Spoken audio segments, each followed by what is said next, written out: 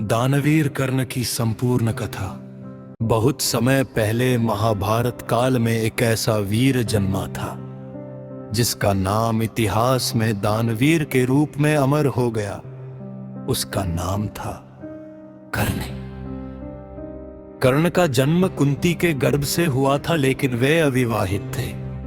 सूर्यदेव के वरदान से जन्मे इस बालक के शरीर पर जन्म से ही दिव्य कवच और कुंडल थे, लेकिन समाज के डर से कुंती ने उसे एक टोकरी में रखकर नदी में बहा दिया।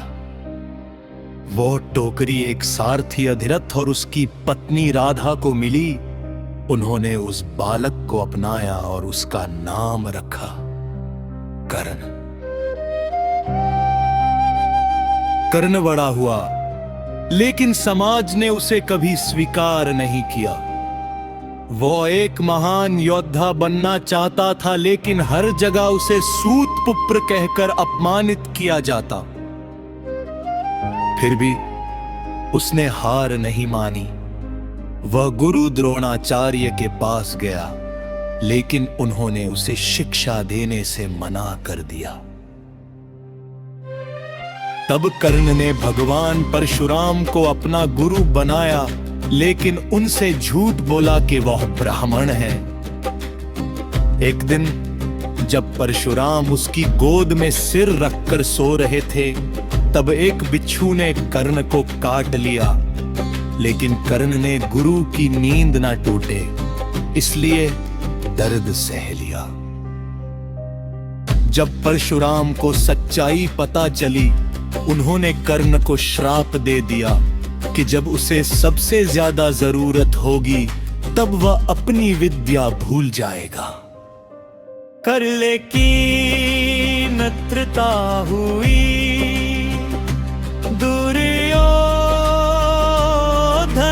से, जिसने उसे अंग देश का राजा कर्ण ने हमेशा दुर्योधन का साथ निभाया, चाहे परिस्थिति कैसी भी हो। लेकिन कर्ण का सबसे बड़ा गुण था उसका दानवीर होना। वह कभी किसी याचक को खाली हाथ नहीं लौटाता था। एक दिन भगवान इंद्र अर्जुन की रक्षा के लिए ब्राह्मण का वेश बनाकर कर्ण के पास आए। उन्होंने कर्ण से उसका दिव्य कवच और कुंडल मांगे। कर्ण जानता था कि ये उसकी मृत्यु का कारण बन सकता है, फिर भी उसने बिना सोचे समझे अपना कवच और कुंडल दान कर दिया। यही कारण है कि उसे दानवीर कर्ण कहा जाता है। महाभारत का युद्ध शुरू हुआ। कर्ण और अर्जुन आमने सामने आए।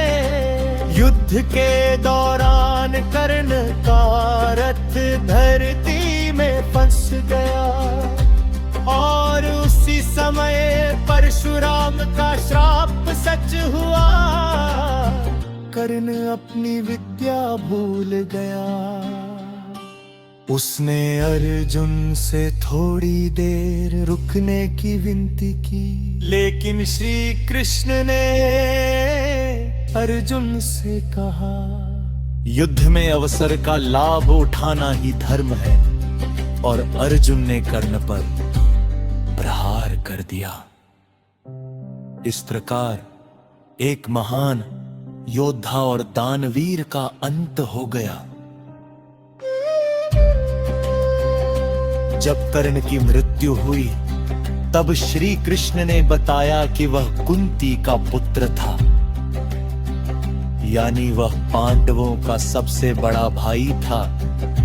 लेकिन जीवन भर उसे पहचान और सम्मान नहीं मिला। फिर भी उसने कभी अपने धर्म और दान की भावना को नहीं छोड़ा।